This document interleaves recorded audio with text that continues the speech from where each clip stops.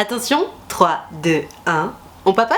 Attention, Gertrude me pose la question des grandes vacances. Comment garder contact avec ton crush que tu ne peux pas voir pendant les vacances? Et en même temps, quand je lis cette question, moi j'ai envie de te répondre, est-ce qu'il faut vraiment garder contact avec son crush qu'on ne peut pas voir pendant les vacances? Parce que si t'as l'habitude de regarder mes vidéos, tu le sais peut-être. Si tu ne le sais pas, je le rappelle. Discuter, et notamment par message avec ton crush, en fait, c'est pas forcément une bonne chose. Parce que quand tu me parles de garder contact, on est d'accord, c'est soit des messages, soit des appels, mais ça peut pas être grand chose de plus, puisque de toute façon, vous ne pouvez pas vous voir. Et le problème que font énormément de gens d'ailleurs, tu sais, dans cette fameuse période de séduction, ce moment où c'est si fragile, où tu sais, un rien peut tout faire péter, il y a trop de gens qui se crament en essayant de se rassurer justement, en gardant contact, en envoyant full message, alors qu'en fait, c'est pas nécessaire. Parce que là, tu m'expliques que pendant toutes les grandes vacances, tu vas pas pouvoir le voir, ton crush. Donc, et toi et ton crush, qu'est-ce que vous allez faire chacun de vos côtés?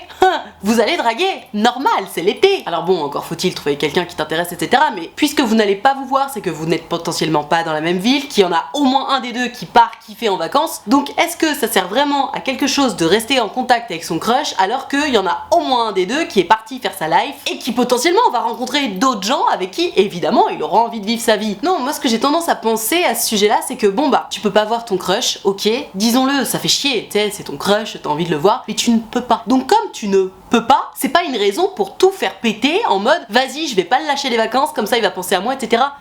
Est-ce que ce serait pas une bonne idée de laisser le temps à l'autre pour faire en sorte qu'on lui manque un minimum, tu sais? Alors attention, tout est à prendre évidemment avec des pincettes et avec un minimum d'intelligence. C'est-à-dire que quand je te dis est-ce que ce serait pas l'occasion de faire un peu en sorte que tu lui manques, il s'agit évidemment pas de se dire oh, non, je me suis dit que je lui écrirais pas de tout l'été, donc je ne lui écris pas de tout l'été. Non, évidemment non. S'il y a un truc qui te fait marrer, un private joke et que tu te dis ah bah tiens, j'ai trop envie de lui envoyer, évidemment, tu lui envoies. Et d'ailleurs, c'est une façon de garder contact. Mais tu peux garder contact avec ton crush en vous envoyant 4 messages dans l'été, hein. Un toutes les 2 semaines, c'est bon, ça fait 2 mois, hein. Et vous vous serez seulement envoyé des trucs un peu marrants en mode je suis là, même si bon, je prends pas trop de place puisque de toute façon, je sais que là, ni toi ni moi, on n'est pas dispo. Potentiellement, on fait nos petites affaires ailleurs. Et puis après, on attend la rentrée. Parce que voilà ce qui va se passer si tu cherches à tout prix à rester en contact avec ton crush. Tu vas envoyer donc des messages. Mais comme au bout d'un moment, t'auras plus rien à dire parce que vous serez pas vus depuis longtemps, tu vas forcer. Tu vas envoyer des messages, j'en sais rien, sur des sujets qui sont nuls ou alors tu sais, tu vas faire le ou la coach en mode ah mais t'inquiète pas, ça va aller, nana. Enfin bref, tu vas trouver toutes les excuses possibles et imaginables pour envoyer du message pour te rassurer et en fait ça aura l'effet exactement inverse, c'est-à-dire que l'autre va sentir que t'es tellement désespéré en mode je veux de tes nouvelles,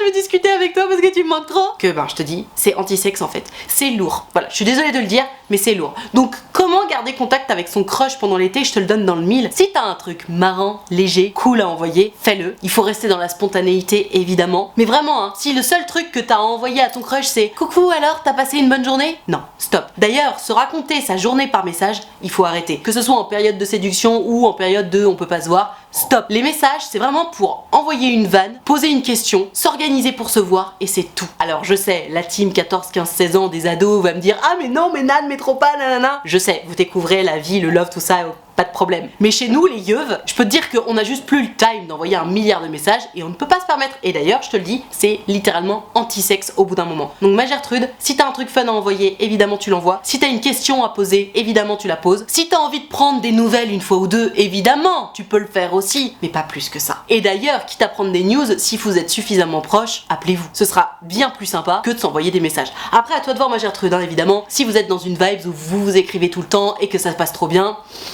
vas-y, mais tu connais la vie de Mamie Nadia. Less is more. Le moins, c'est le mieux. Surtout en matière de messages, croisant l'expérience de Mamie Nadia. Toi qui regardes cette vidéo, n'hésite pas à nous dire comment tu fais pour garder contact avec ton crush pendant l'été ou dans une période où tu peux pas le voir. Mais voilà, tu sauras. À mon sens, le moins, c'est le mieux. On peut prendre un peu de nouvelles, mais 1 ou 2 fois, des petites vannes. Tu peux réagir à ces petites stories, ces petits posts de vacances, mais pas plus. On n'étouffe pas quelqu'un qu'on ne peut pas voir. On est en connexion profonde quand on voit les gens. Donc attends patiemment ton tour. Prends ton mal en patience, hein, du coup. Et ne t'inquiète pas, un jour, tu le reverras. Ça c'est sûr. Et en attendant, kiffe ta life.